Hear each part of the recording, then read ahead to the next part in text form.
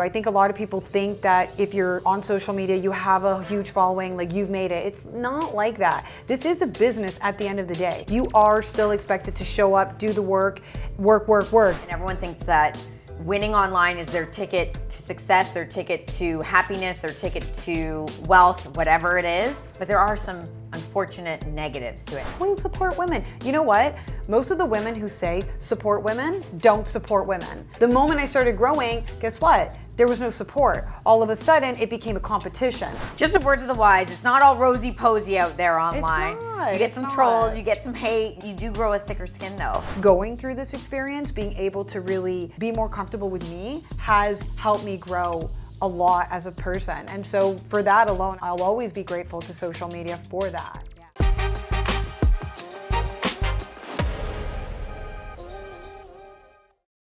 Hi everyone, and welcome back to the Laura Show. Happy summer, first and foremost. I feel like winter was amazing, but now the summer has been kind of shitty because the weather's been crummy. And I just wanted to start with that. I'm a little mad, I'm a little angry about it. Summer can start anytime now. So that's how I'm starting my show today. You never know what you're gonna get, but today I have an incredible guest who came all the way in from Kitchener. All the way in from Kitchener, Rosa Yeah. Hoffmann. Thank you so much for joining us. Thanks for having me. Let me give a little bit of information about you to the crowd. So you have over 52,000 followers on Instagram, YouTube page. You are a skin, hair product, beauty expert.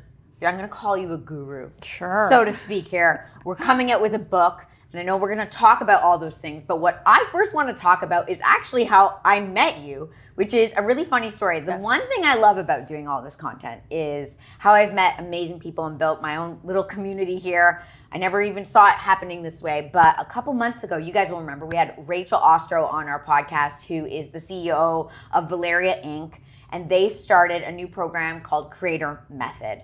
I joined Creator Method, Rosa here joined Creator Method, and we have been friends, I think, since the get. Yes. I actually feel like I posted something about hypothyroidism because I was just recently diagnosed officially with hypothyroidism.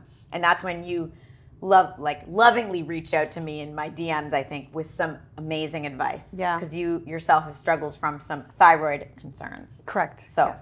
We're going to take it back to the beginning though. Sure. Okay. Let's go. Before we get into all these things, talk to me a little bit about social media. Why did you get started in the social media creator space? Yeah, I mean, it was one of those things that I'm still kind of shocked that I even wanted to do, but it was mainly, I have a group full of girlfriends and I'm not afraid to try anything non-invasive to my face. So think threads, any lasers, any creams, like devices. I usually am the first one to go out and get them. And so it started becoming this habit where my friends would call me and be like, "Oh, have you tried this? Or did you see that?" I'm like, "Yeah, I did it." "Oh, don't do it."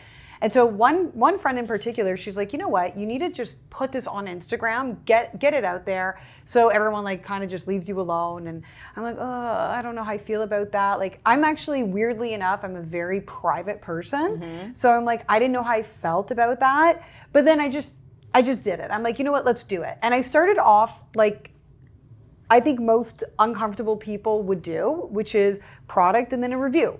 You never really show your face. I didn't really want to do that. And it started growing. So what was it like, open the container? Like I don't even think so. No? I wasn't even doing reels at that time. It was probably just carousel. Oh, just okay. photos. Great. That's a great way to start, actually, though, for a lot of people. Yeah, I think it is, to be honest. And you know what? I love seeing that it's coming back too, but now I have like very little like ideas on that piece. But it started there, and then it grew, and then eventually I started to become very comfortable with the audience. Like, the people were very supportive, they were really kind, they were engaging, and I'm like, you know what?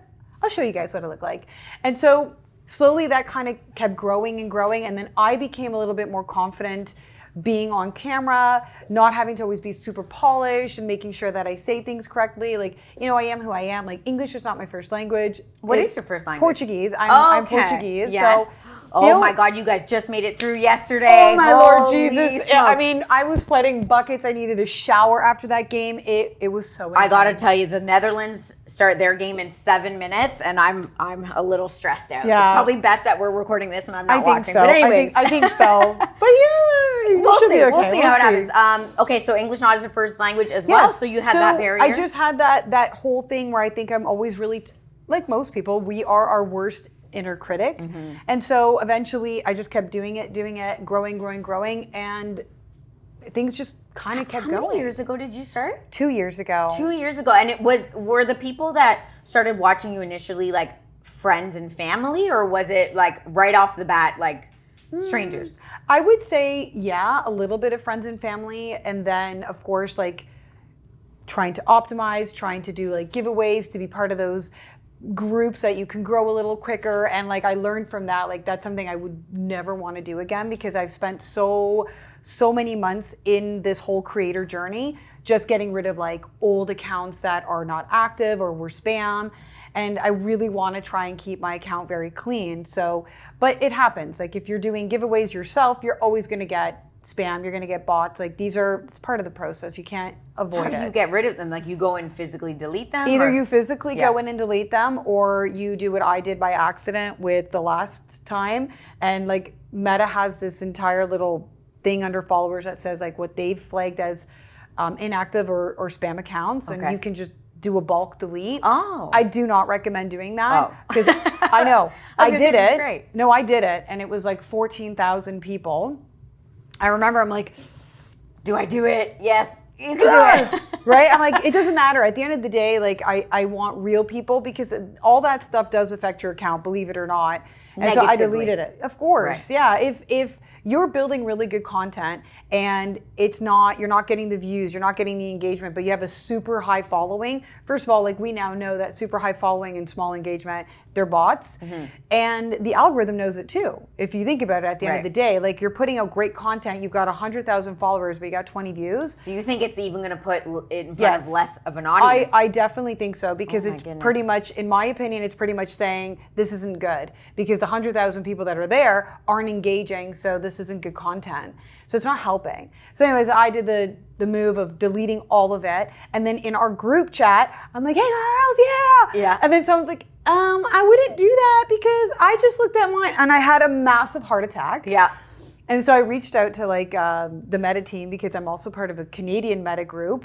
And I'm just like, hey, yeah, guess what? And they're like, oh my God, we're so sorry. Like we're working on that, and that, they've been flagging accounts that aren't inactive. And so I had a minor heart attack. Right. I'm not so going to you lie. might have lost some real followers. I definitely lost real followers. There's no questions asked. But that's okay. Like that's making me hot already. I'm like, just the thought of it. But I mean, I think for people who are watching who aren't content producers, like you might think like, who cares? Like it's just a number. Seems very like a vanity metric. And yes, at the end of the day, I mean, the number of followers is a vanity metric. You want engagement. You want people who really want to be part of your community. But from our perspective, like we put so much time and effort into producing content. So the idea of just like pressing one button and then losing a lot of the work you've done, that could be years worth of work that you did accidentally. Yep. How do you get with the Meta group? What's the situation there? Because I don't know this information. You don't get with them; they get with you. So they just invite you to be part of their community. I don't know what the standards are. Like I'm not sure if you have to be verified. I don't really know. But they so you just get an email one day or a DM and you're like, oh, this is great. Yeah, pretty much. Oh, that's so cool. I think it happened like a year ago. I think I was a part of like the first round of people that they verified in Canada when they started the new verification piece here. Yeah. And so I'm pretty sure like those people they start with, and that sounds exclusive, like it's 5 or 10. I'm sure it's probably hundreds of thousands. Right. But you know what I mean? They did it out in waves. Actually, I didn't even know that it wasn't even available yet to everybody. That some people are still waiting for that. I was like, that's crazy to me. Okay. So I'm assuming that they probably select people within those certain niches, maybe as well. Maybe. I don't even know. Talk to us about your niche. Like you obviously have kept it pretty specific to beauty. Yeah, kind of. What are we thinking here? So I started with the skincare piece, right? That was where I would say I felt a lot of passion and my curly hair. So usually I have straight hair, not anymore. I shouldn't say that. I always had straight. Yeah. Yes, I used to have straight hair all the time. Like, and then we went through that time in the world where everything was shut down, and I decided that I was going to be lazy and just not do anything. And then I saw a curl. I'm like, oh, there's a curl here. And how do you go from straight hair to this? Because I didn't have straight hair. I had poofy, frizzy, out of control puffballs. Like, you did not want me in Miami with you. I would be that girl that embarrasses you in front of everybody. Okay, so you're like Monica on Friends. Yes, 100%. Oh my God, exactly like that. And so like, I saw, I'm like, oh my God, there's curls under here. There has to be. And then I went down that path. So I started really focusing on the curly hair journey, and then of course skincare, reviews, things that I see trending that are working or what are not, things like that. But I started getting kind of bored, if that makes sense. Of your own content. Yeah. Yes, I've been there. Right? Because it's like, how many of these reviews can we do? Well, it is. And it's like, this isn't just who I am. Like, I have 5 kids. I'm a co-founder and the CEO of a company out in Montreal. So This is the automotive. This is the automotive See, side. we talked a little bit off camera here, and then I said, stop. Yes. Because I need to find out what's going on while we're recording. Yeah. So what else do you do? So I've been in the automotive sector for over 15 years. Pretty much most of my career has been in this sector. And the last few years, I was mostly dedicated to supporting startup companies in this industry. And then I ended up working with one company in particular, liked what they were doing. And then I had kind of come up with new concepts and ideas. We decided to come together and form this company called Decisioning IT. And so what we pretty much do is we can finance any consumer with pretty much any lender in Canada instantly. But what makes it really unique is that we work with non-prime consumers. That's our bread and butter. Okay. So what I always tell people is that if you're an online tool and you can only support prime consumers, you're not a digital retailing solution, because you should be able to help every customer online. And so that's what we do. Interesting. Yeah, so that's quite a different background from it's totally hair a and different beauty. it's totally a different background. Yeah. And that's the thing too. It's very interesting how the two have kind of come together, because I would never wear my hair curly at work. In meetings, I would never wear my hair curly. Is that like intentional because you want it to be totally intentional? Looked at a certain way? Totally intentional. What do you think the curls say? Fun. Don't take her serious. I don't know what it is, and I don't. The weird thing is I don't feel that way about other people with curls. It was just the way I felt about me. And I also didn't see that growing up. Like, I didn't really see women with curly hair in boardrooms or, you know what I mean, like running the show. I never saw that. Yeah, it was always like a sleek either ponytail or like a short bob or straight hair. Yeah. Right? And that's kind of what I grew up in. And so I kind of started like letting it go, and I'm like, oh, I'm gonna wear my hair curly today. And I remember like my team, they're like, oh my God, you have curly hair. And then it kind of became this thing where it was like, when I had curly hair, I was in a good mood, but if I had straight hair, run for the hills. Watch out. But it wasn't that. It was just my confidence. I wasn't quite ready to wear that curly hair in a meeting with like an executive at a big company. Interesting. It seems like a small detail. You know does, what I mean? yeah. It's like it's just your hair, curly, straight, whatever. But we wrap so much of ourselves, our identity. It's like me. I've always been blonde as a kid. Like growing up, I always had like white hair almost. And then at some point, it just starts getting darker and darker and darker. And ironically, now it's probably going to start going whiter and whiter and whiter as I get older. But a lot of times people will say, well, just like dye it brown. Like your hair's almost like you're flirting on. And I can't. In my mind, I'm like, it's just hard. It's how I identify. Yeah, of course. You know what I mean? And it becomes a big part of yourself. So your hair is very important. Yeah, of course it is. I want to know some things. Yeah. You've tried all these products. Pretty much. What should we be doing? Because your skin looks great. Your hair looks great. Where are people going wrong? Okay. Maybe tell me where people are spending their money that they shouldn't. Okay, so I would say the first thing is ingredients. That's something that I've learned to really look at now.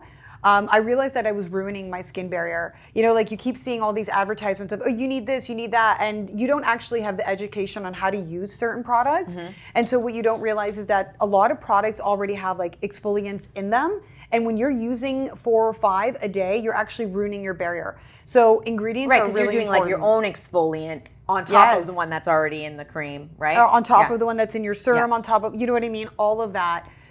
So for me, I try not to use any products with exfoliants. I usually let professionals do that. So I only do that. And what like through like laser? Like Lasers or even like chemical peels, like Okay. anything like that that's invasive to my skin. I don't do that at home anymore. I don't want to damage my skin anymore. I've really been on a kick with like Korean skincare products. I think that they are so innovative.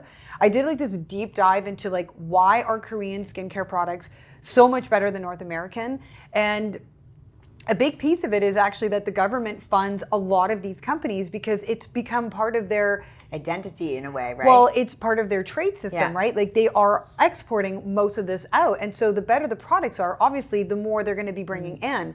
So they spend a lot on the research. They spend a lot government-wise on making sure that these products work, they're affordable, and they are effective. So now a big thing is like the semen, not the semen. It is semen, but it's salmon semen. Oh, Have you heard about that? salmon semen? Yes. This is the first on my show. Okay, so I do not know about salmon semen. years ago, there was a cream that Oprah, Sandra Bullock, they all raved about. It was a cream made with foreskin. Yes, Do you remember that one? Okay, I got that one too. Okay, was it all the hype? No. No. Okay. But the salmon semen, actually, I have seen a huge difference in my skin because apparently they say that salmon DNA is very, very close to ours. So if you go to Korea, you can actually get injections and people's face transformations. Semen? Yeah, and they have like little bumps everywhere. Their face Putting transformation. semen inside our face now. Wee. Yes. I mean, I'm not going to that. I'm not going to that extreme. Yeah. But yes, you But can if do you it. do, you're going to show it. We're all going to learn if it damn works. straight. Yes. See, that to me is a bit much. I'm a little bit afraid of things like that. So I used to do Botox. Never did filler. I shouldn't say that. I did filler once and I hated it, but that was like back in my 20s. But I used to do Botox. And I actually loved Botox. It was one of those things where I looked forward to doing it because I have this one line here and it drives me bonkers. Like, but I would But you don't only use it anymore. I stopped using it because it wasn't effective. So because I was only treating this one line, I felt droopy everywhere else. Over here, there was weirdness. We tried different formulas. We tried different ways and it just wasn't working. And I'm like, you know what? At the end of the day, my body doesn't want this. I was like metabolizing it very fast too, like just like Right. deodorant. You needed it like every couple months or whatever. Every 2 months. 2-3 months. It's Yeah. like, oh, there's a line again. So I'm like, you know what? I'm done. I'm going to try other ways. And so like that's when I started doing more gua sha, more like rolling, more at-home things like taping, acupuncture, and then lasers. So I do a ton of lasers, microneedling. So honestly, I would say that the thing that's worked for my skin that really changed my skin, because my biggest issue was hyperpigmentation. It was one laser called the Neo Laze. Okay. It costs $350 here in Ontario. And this is not bad given the fact that like microneedling and a lot of these other ones cost like Way more $1,000 bucks. yeah. It got rid of like over 60% of my melasma the first time. Second time, like I barely have Yeah, I anything wouldn't left. even notice it. And Yeah. I don't have like makeup on. I have like a little bit of blush. You and, really, yeah. right? You Like, are a fresh face. Yes. So it got rid of it. And I'm like, oh my God, here I have been spending all this money on, this at-home laser from Lima. It was around $3,000. And like microneedling, all these things. And meanwhile, it was this laser and the method of how they did it. So I started again going down that path of learning, oh, okay, this is interesting. I know that heat aggravates my melasma. I know that, and yet I'm putting all this heat on my face with laser. Well, they immediately ice my face the moment we do the laser. Yeah. So once it's done, ice on the face, and that's supposed to cool down the inflammation, but still allow for the laser to actually work and break up that pigment. Okay. So I guess what I'm gathering then is like you do a lot of research, but it's also about, maybe it is about trial and error a little 100%. bit, right? Like, because you can't sit here and give one, everyone should be doing this. Correct. It's about trying these different things and kind of learning and listening to your body. Yes. Watching what's going on. Because I got to tell you, I'm a little bit lazy when it comes to this stuff. Like, But your skin looks great. Well, I did the CO2 Oh, that's right. laser, and that blew up like I looked like a troll. My nose was so swollen, it was crazy. Oh, my but I'm very lords. happy with the outcome. It's just it was expensive. And then, on top of it, it's like, well, do I need the creams? Do I not need the creams? And now I'm slowly but surely, like, as I'm approaching 40, I'm like, okay, I want to like lessen the amount of products. So to your point, where you don't necessarily need so much, you just might need just a couple right things, and then doing something like a laser or like a microneedling. Correct. That's really kind of targeting you from the inside to help you heal and for sure. Yeah, stimulate 100%. collagen and, well, it's exhausting. And that's the other thing too. Like, I mean, whatever we put on our skin, we have to understand that our skin is our biggest organ. I actually had a conversation with this like science major student, and we were chit-chatting about stuff, and he told me that HA, hyaluronic acid, is actually too big to penetrate your skin. Like it's marketing and you need this and every product should have it, but then you find out these things. And that's what really made me think and take a step back, like simpler is better. Because I think most of, when everyone says like there's something new in the market, even when it comes to like food products, because I have my background in nutrition, I just remember learning how many things are actually just exaggerated. Like, the study will conclude we need more information, but then every company out there is putting it all over their product, and it gets us to buy because we don't want to be left behind. We don't want to like not have the fountain of youth, right? That's what we've That's taught. the problem, though. The problem, in my perspective, I think that the word anti-aging is absolutely used the wrong way. We look at anti-aging as our skin. Like, that's how I looked at it for the longest time. That is not what anti-aging is. Anti-aging is about reversing your DNA, making sure that internally you are anti-aging.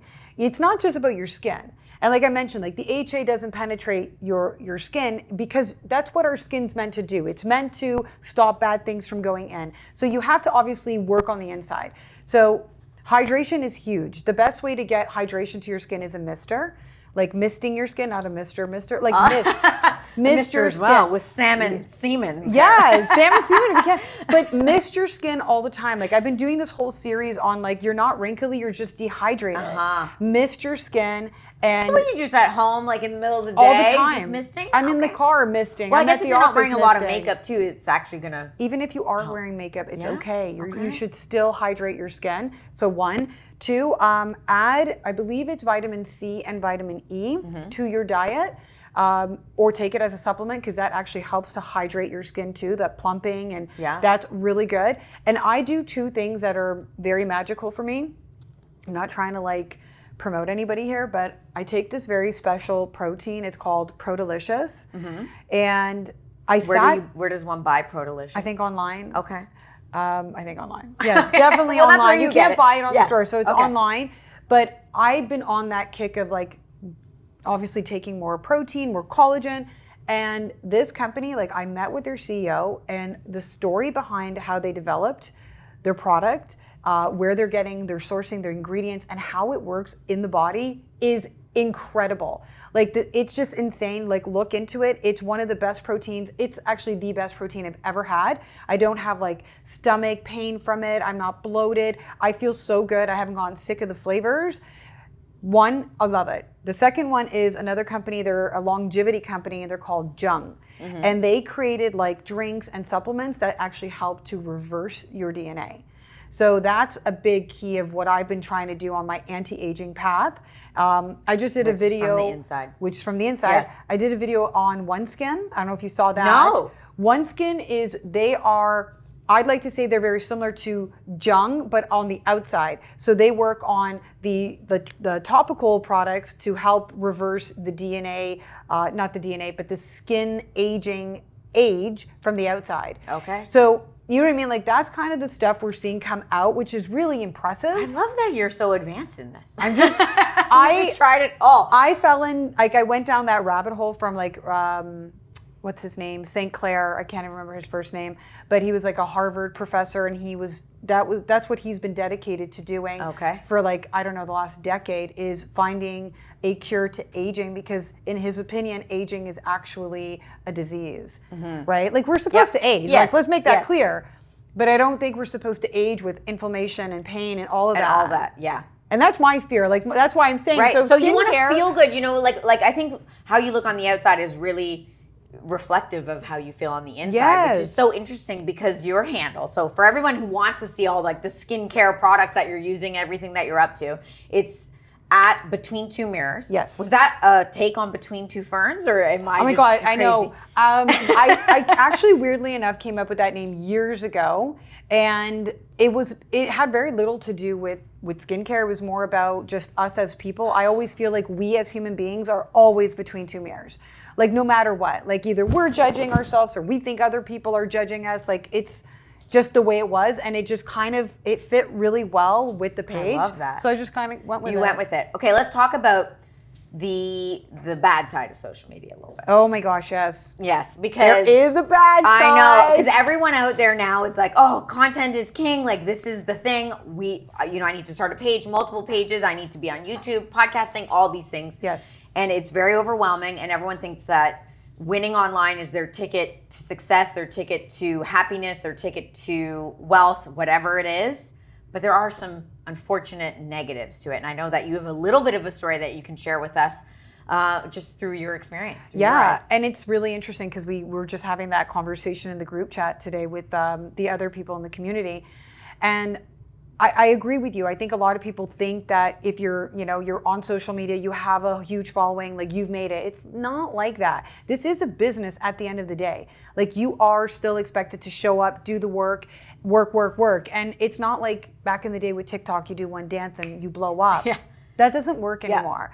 So I personally found that when I started the journey, like I had one person in particular in my life that she was never really a supportive person of me in general, but I found that when I started doing this, it became really apparent to me.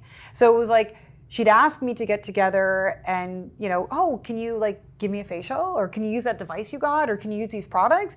But she never liked my stuff. So it was so weird to me because I'm like, how do you know? Right. So you're watching. You're a silent watcher. You're a creeper. You're a creeper. Right. You're a creeper. So and you're on for that someone side. to be in your wheelhouse, in your world, and then Yes. kind of using you in a way. Well, it sounds. Yes, but to me it was more than that, because what happened was I started to realize that I met all these people online, and I actually made friends where we talk all the time, where we do like Zoom calls, where we actually stay connected, we collaborate together. And these are strangers. These are people I didn't know. And then this is a person that I've known, for a long time in my life, and they can't bring themselves to just like it. That was kind of odd to me, but whatever. Did you ever kinda broach the subject with this person? I did. Okay. I did. And I want to make it clear, like, I don't care. You don't have to like my stuff. Like it if you do. But like, as a friend, I'm always going to support you no matter what you do, because that's who I am. And so she actually asked if I would support her in a run. Mm-hmm. She was doing a run and she needed financial support for it. And I'm like, yeah, sure. You know what? Absolutely. And then I took a step back and I'm like, you know what? Actually, how about this? Why don't we agree that we support each other on each other's initiatives?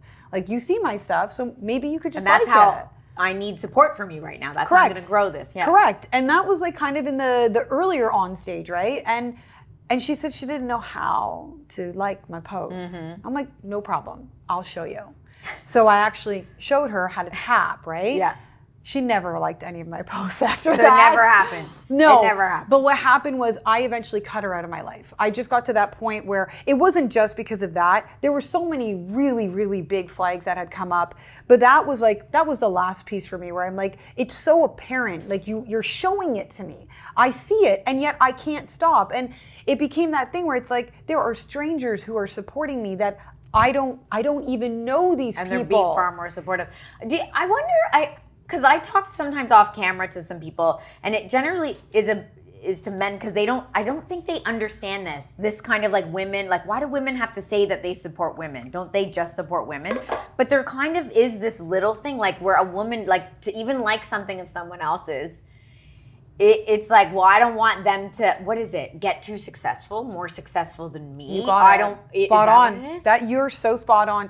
I think that's one of the things I'm really sick and tired of hearing is like, well, support women. You know what? Most of the women who say support women don't support women. I've gone through that. Like, same thing. Like, I was smaller, I wasn't growing, I had people supporting me, like, oh my God, you got this.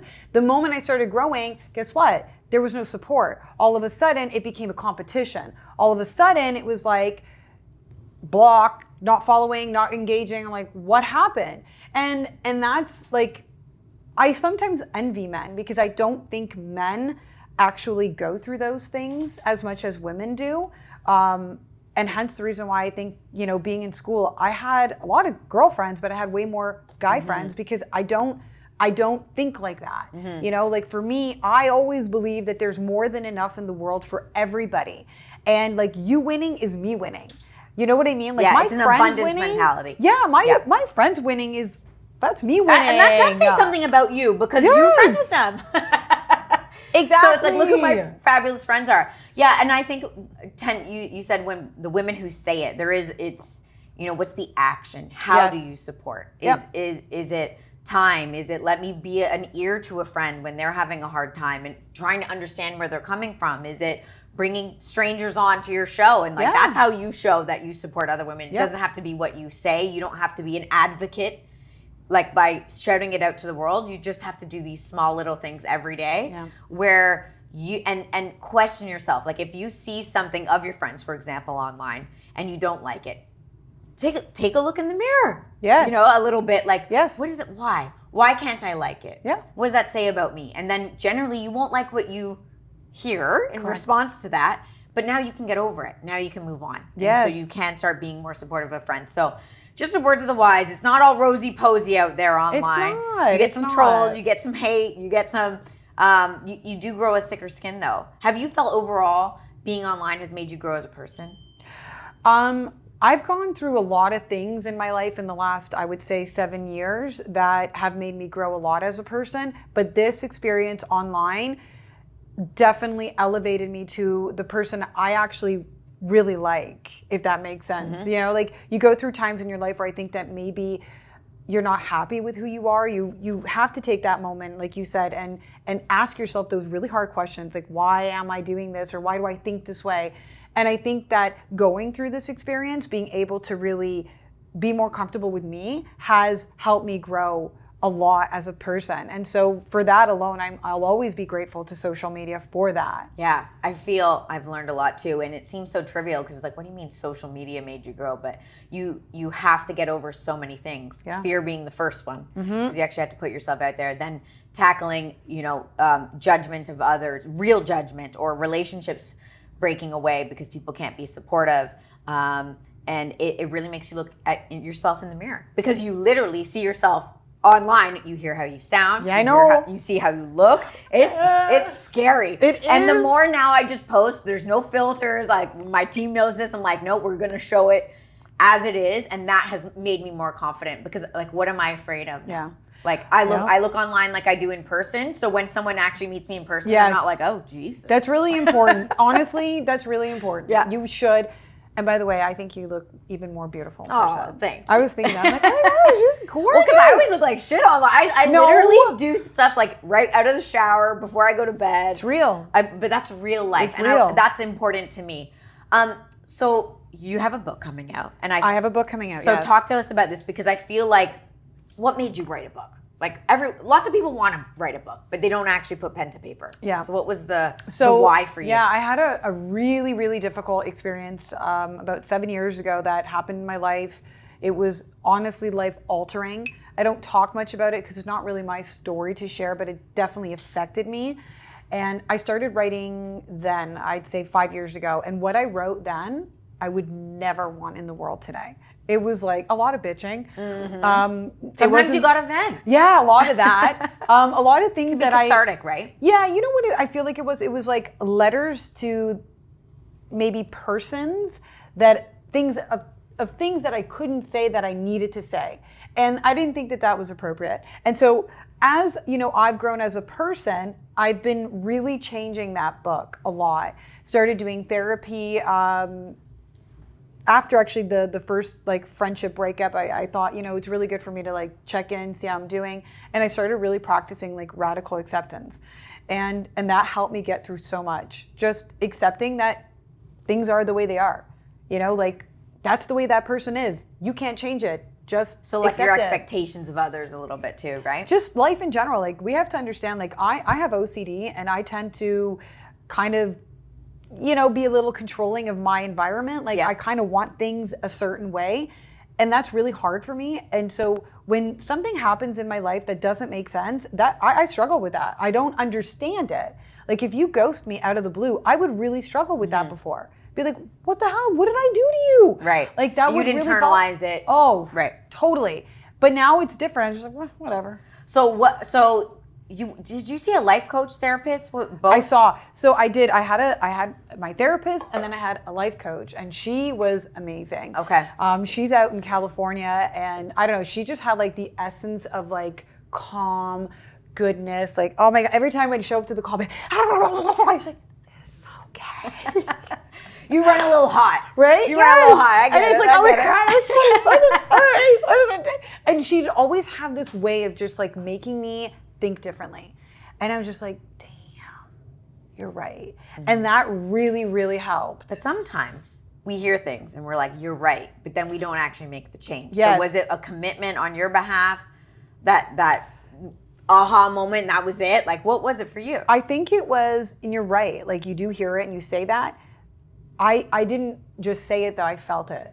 It was different. I felt it, right? Like, you know, we say it a lot in life, but I felt it. I felt so freaking real. It's like, damn. Timing is everything too, right? Timing like sometimes is, you'll hear something like 8 years ago, and then looking back, you're like, oh, I've heard this already, but now it's clicking. Yeah. Can you talk your health struggles? Yes. Do you mind us talking about that a little bit? Did that have any impact on the book? And maybe you can share a little bit about what you went through. Not at all. I think that, so I was diagnosed with thyroid cancer back in 2008, had radiation iodine. I was one of those lucky people that had like this little marker that wouldn't allow us to see if the cancer had come back, because I actually had thyroid cancer that spread to my lymph nodes. Oh, so that's always scary. For about a year or two, that's all I would do is like have all these biopsies to lymph nodes all the time. And so whatever, it happened.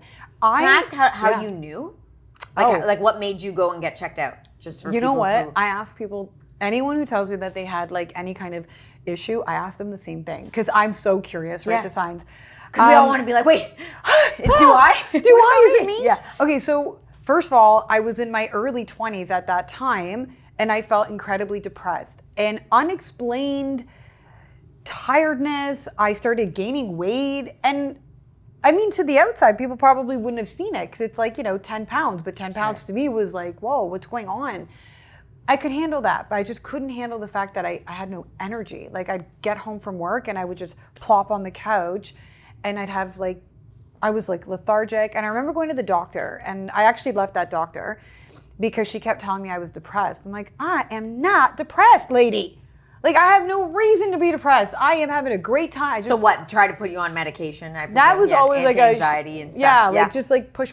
And I'm like, I am not depressed. Like, give me an ultrasound of my thyroid, because I knew that thyroid disorder had run in my family. My aunt had thyroid cancer, so I'm like, let's just check my damn thyroid.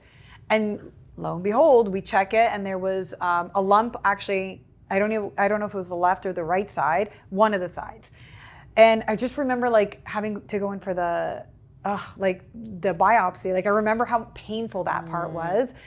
And then coming home and then getting the call. And when they call, they're like, yeah, like it's cancer. And it was like, I don't even remember. So it was a phone call. You got the news on a phone call. I got the news on a phone call. Yeah. Were you with anyone? I was by myself, and like my kids were very, very young at that time. And I remember just like sitting outside and like crying. Oh, like trying to keep it from them. Oh, yeah, sorry. Oh, I've never talked about that. Yeah, I'm so sorry. Thank you.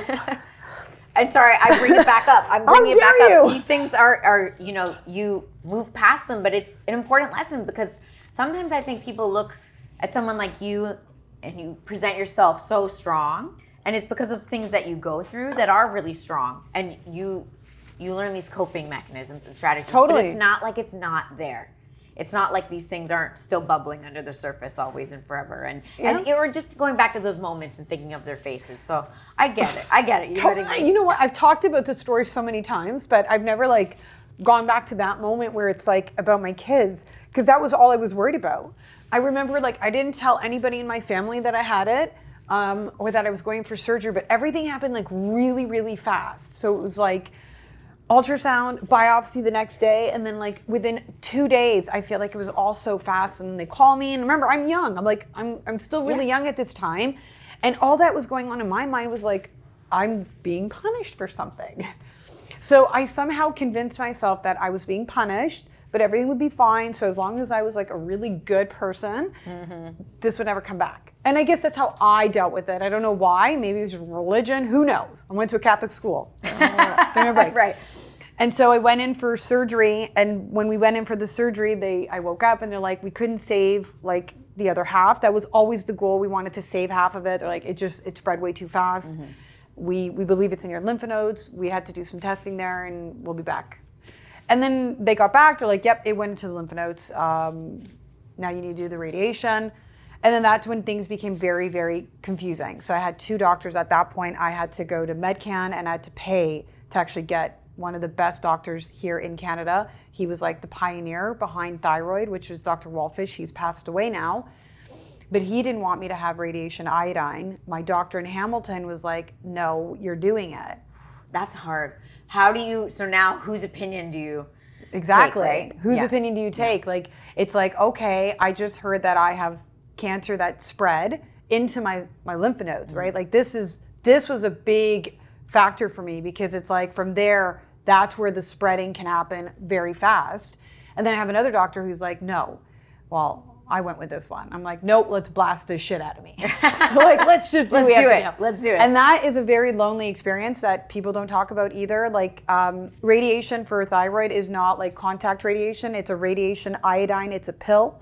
And a nurse will come to you. You're in a hospital room. You're isolated by yourself. Like you will not see anybody for 2 or 3 days. It depends on how many. Because you're radiating. Because you're radiated. Okay. You're radiating. Radiating. You're radioactive? Right. Okay. Let's say that. Okay. So they pull up, they've got this like box, like it's not even a box, it's like, I don't even know what was in, and like she doesn't open it. She's got gloves on, she's fully like in her like hazmat suit, and like I'm like, what the hell's going on? Right. And I'm like, okay. It's like E.T. Exactly. It was really like weird. all those things, like all the precautions they all took with like it's same crazy thing. stuff. Same thing. So then you take this like pill out, then you take the gloves and then you throw them out and then they have to like bury everything. It's really weird. Right. And so I did that and then I was in the hospital for I think 2 days. It was during New Year's, which really sucked. And then I went home and then I kind of like just like tried to forget about it. But then I had the antibody. The antibody was what unfortunately didn't allow any test to see if the cancer was finally gone. So then you go through remission. You have to stay in that for like 5-6 years. But you know, it is for me the best cancer to have, yes. But it's also the biggest fear I have is it going to come back? Is another form going to come back? Because what happened was when I went back to my specialist here in Toronto, Dr. Walfish, he was very angry at me for doing the radiation. Right, for blasting it out of there. For blasting but it you were out. right. You did it. He's just like, You followed your gut. I did, but he's like, you know, you just opened yourself up to the possibility of getting another form of cancer because of that radiation. So, you know, and then he scared the shit out of me with that. But you know, I've been fine. I've been fine. Out of curiosity, you know, you it's kind of like I know we talked a little bit offline. Like you have all these little stories, right? Yes. And they kind of like as we're getting older, they start to tell a bigger story. Yes. And you don't always see them in the moment. Yep. You don't always see like what is the reasoning. You said I feel like it was my fault. Yes. And I assume we don't feel that way anymore. I definitely don't feel that way anymore. Right. No. So you've gained some confidence along the way. Yeah, I mean, listen, there are things that I realized too that when I was 20 and I thought that I was an adult, like I look back today and I have so much empathy for that girl. It's like, man, you went through so much shit in your life. And even like workplace, like the things you endured, the things you accepted as a woman, like I would never accept those things for my daughters, ever. You know, but it's just trial and error. It's life. It's not always peaches and roses. Yeah. You go through it and it makes you more you. It turns you. It opens these opportunities for you to talk online about them, for you to write a book about them. Yes. I want to bring it back to the book a little bit. Yes. Because it's kind of like we've gone through all these stages that I think have formed you as the incredible woman you are today. Thank you. Your book, you told me offline, you had 77 like radical tips. It's all Radical about, tips. you know, things that I wish people had kind of just like said to me in a really rude way. Like like slapped you in the face Yes, and like- you actually listened. Yes, this Because book I'm is sure some people said it. You I just don't listen know. then. I don't think they did. I don't think anybody was like ever so incredibly straightforward with me, because everyone tries to be very delicate. Like, oh, you know, you can do better. It's fine. Like, no. Like, you suck. At some point in time, people have to understand that sometimes you're the problem. Right. Right? Like, people don't want to hear that. Yes. It's like, you are. You know, if people leave you, you're the problem. So what you need to do is take a step back and do exactly what you said. Look in the mirror. Ask yourself, why do I feel this way? Why do I think like this? Why am I acting like this? And only then will you be able to change your environment and you. If you're blaming, you can't do anything about the other person. Exactly. So I asked you the hard question of the 77 tips that you've written to come to me with 5. With 5. Because we can't go through all 77 today, but I I'm have a hoping few. that you can tell us your 5 radical tips. I have a few here for sure. Okay, let's see. Accept people as they are. That's a really big one. That is a good one. Just Talk accept to us them. a little bit about that. Yeah, and so the point is that you need to accept people the way they are. And you have to then make a decision on whether or not you want to have a relationship with that person or you don't. But you must accept that person the way that person is. That's very hard. Right? Like, it is really hard. And then I see a lot of people invest time in like, I'm going to change. They're going to change. No, they're not. And women are the worst at We this, are because we all horrible. think that we're going to change our husbands. Or we have like that one friendship where it's like, oh no, she'll get better. No, she's not. That's who she is. And you So have to accept her that way. And if you can't, move on. And it's okay if you can't either. It's totally okay if Right. you can't. But you have to, it's also unfair to that person. Stop trying to change them. If you can't have a relationship with that person the way they are, then That's don't. a good tip. I like it. Number 1's good so far. Don't. If everyone leaves you, you're the common denominator. Ooh. Okay? I know that sounds really rude, but that's also a very true statement. If you notice that around you that people are just leaving you all the time, or you're doing what I call the switch up, it's like you're mad at me today, but today you're best friends with her, or tomorrow you're friends with me, and then there's something wrong. And you have to ask yourself what's going on. Like, I can't help you with that. No one can. That's something you have to do on your own. Looking yourself in the mirror. We keep saying this. So there is something about your account, I'm telling you, between Yes. 2 mirrors. Oh, I'm telling you, Yeah. they all connect. It all connects. This is my favorite. Okay. Stop living in the what ifs. I am so freaking tired of hearing people talk about how I gave up my career for him. Shut up. Like, if you gave it up, go and get it. Prove it. Prove it to yourself and prove it to everyone else. You don't know if it would happen. You know, like, I can't sit here and be like, what if I had married George Clooney? George Clooney, that'd be a good one. But you're right. I think when people live in the what if, you're never going to know one way or the other. No. And actually that stops people from making decisions. Yes. Because they're like, well, what if A or what if B? And then they're like, I'll just let kind of my world happen to me versus me kind of actively making choices. I've seen it in the worst way. I see people like, remember Al Bundy when he was always like on the football team and he was always like that touchdown, just living in that for the rest of his life. I see people like, I gave this up for that person. For our younger kids, this is from Married with Children, by the way. Yeah, people were like, who's Al Bundy? Or even like mothers, like I gave up my career to be a stay-at-home mom. Yeah. Hey, you know what? That was your choice.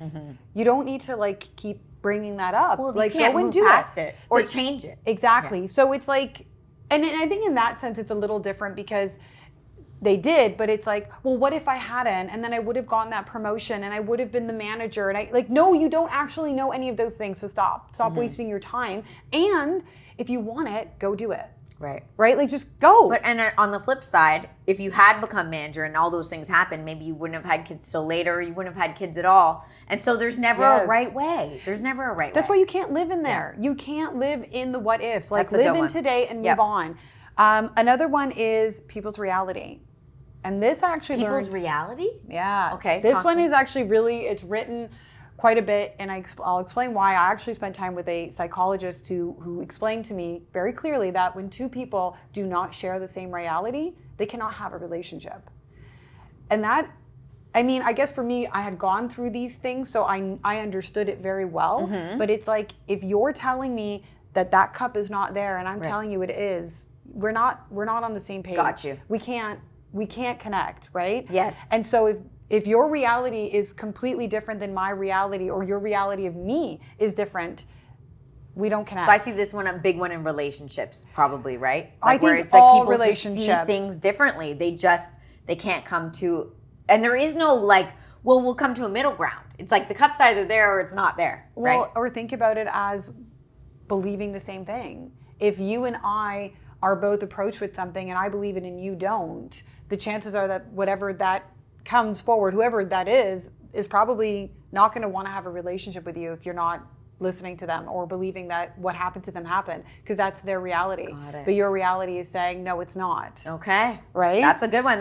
I feel like that was an aha moment That for you one back in the day. that one was a huge aha moment for me. Break the cycle. I think that's really important. And I mean, for me personally, I broke the cycle in my family. That was really big for me. Like, I didn't want to repeat the same habits that my parents did. And a lot of people talk about it, but you actually have to do it. There's a lot of work behind breaking a cycle, and you have to be very aware. And for me, it's like every time, and listen, I'm not perfect. I had a lot of work to do. I know this because I went through it, right? And I remember having moments where I'm like, oh my God, I don't want to be like that person. Yeah. Right? Yeah. And having that moment. But then you see yourself and you're like, I am. Exactly. Doing it as well. Right? Yeah. So that's another one. What are we at, 4 or 5 there? I think that was 5, but one. Was it? Bring us one more if you got one. I didn't know if that was a bonus tip. Can't. Oh, there we go. Let's see, a bonus tip. Actually, this one's pretty good. It's probably more for people who have children, and that would be that children are people and they are not possessions. Ooh. And I see a lot of people do this. And so my 2 kids, I have 2 older kids. They're 20 and 21, so they're older. And I was younger when I had them. And a lot of people would say that to me. We were like, how did you raise them the way they are? Like, they're such solid, great kids. Like, they have Considering that you were so young yourself, right? And honestly, they've never caused me any headaches. They're good people.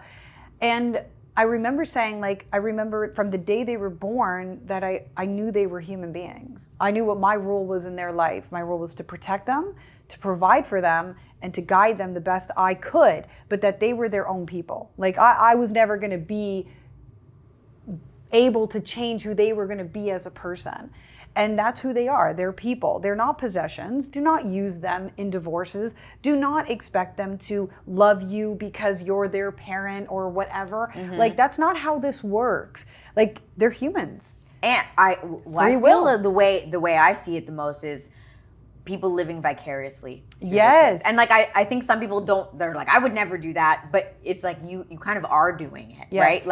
Like how much pressure there is on your children to succeed, or when you brag about your kids to your friends, it's like you think your kids say something about you. Yes. Right? And they don't. And that's the thing. It says something about them. Yeah. And I always said that. Like, my kids' successes are theirs and my kids' failures are theirs. That doesn't make me a better parent or a crappier parent. I've done the best I can, and that's all that matters. Regardless if people judge me or don't. Doesn't matter. And now your kids are on their journey to become the best versions of themselves. Exactly. And they have to own that themselves. 100%. That's why you can't take it from them. And that's why they're not possessions. You saved the best tip for last. You're good. Thank you so much. I appreciate you being here and being so open and vulnerable. It's not easy to do what we do. We try our best and we're not always perfect. Yes. We've certainly learned that. All I can say is, just joining this community has been a great experience for me so far. Like, yes, what I've learned, and we've talked about this off camera as well, like what we've learned in the course and everything is great. But it's kind of like university to me. Like, yeah, what you learn is good, but what you really gain is a community. What you really gain is finding your tribe, finding like-minded people, meeting new people who open your eyes, or meeting new people who inspire you, who are older than you, younger than you, from different backgrounds than you. And I feel like, just from our vantage point, I mean, I would have never met you otherwise, I don't think, but I agree. We'll never know. Yeah. See, no what ifs. See, there is no what ifs. We don't know. We're not going to know. So It's been a fantastic experience. Thank you so much. Well, thanks for having me and making me cry. I'm really good at that, apparently. I guess so. Thank you so much. Well, guys, over to here. I'm being pointed at. Sorry, Alex. Thanks so much for watching, and we'll see you next time. Bye.